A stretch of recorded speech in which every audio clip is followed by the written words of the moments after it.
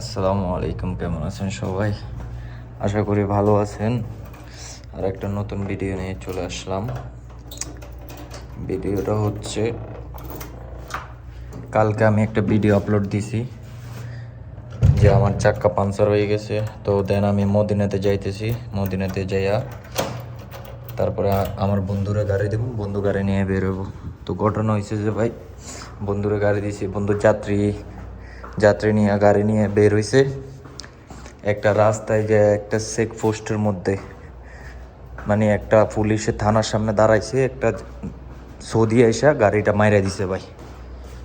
এখন আমি তো রাত্রে ঘুমাইছি, বলতে পারবো না। এখন এই যে অবস্থা, পুরো একদম কি বলবো, পুরা গাড়ির অবস্থা শেষ। এই যে গাড়ি, পুরা গাড়ি একদম ভিতরের ডিজাইন ভেঙে গেছে, এরা প্লাস্টিক এটাও ভেঙে গেছে, লাইটের অবস্থাও খারাপ। তারপরে এখান দিয়া এগুলা সব ভেঙে গেছে, নিচে দিয়ে এটা ভেঙে গেছে। দেন আর কোথায় না, আর কোথাও লাগে নাই।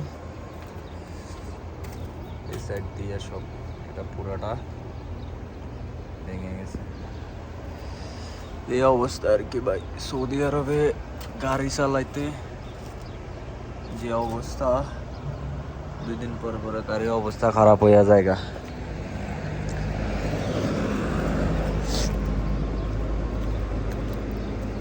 2024-এর গাড়ি, এখনো নতুন গাড়ি, গাড়ির অবস্থা খারাপ ভাই। আপনি যদি নিজে অ্যাক্সিডেন্ট না করেন, আপনারে আইসা কেউ অ্যাক্সিডেন্ট করে দিব ভাই,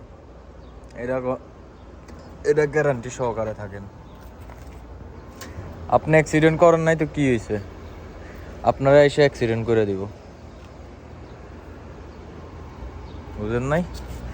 সৌদি আরবের সিস্টেম এরকম, ভয় পায় না কেউ, সবাই মানে ইন্স্যুরেন্স আছে, সেজন্য আর ভয় পায় না। লাইট এটা কি চেঞ্জ করা লাগবো? লাইট না, লাইট ঠিক আছে, লাইটে লাগে নাই, এই জায়গায় লাগছে। ও, এখন আবার এটা ঠিক করা লাগবো, 2-1 দিন কাজও যাইতে পারবো না। এই অবস্থার মধ্যে দিন গেলে কিভাবে হবে? রোজা রমজান আসছে, বাড়িঘর আছে, ফ্যামিলি আছে, কি করব ভাই বলেন?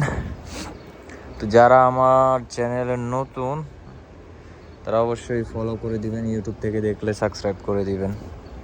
ভালো থাকেন, আল্লাহ হাফেজ, আসসালামু আলাইকুম। আর এটা কিভাবে ঠিক করব, কিভাবে এটার টাকা দিবে, কত টাকা দিবে, কত টাকা আসবে, কেমনে কি, সব আপনাদেরকে আপডেট দিব। তো ভালো থাকবেন, আল্লাহ হাফেজ, আসসালামু আলাইকুম।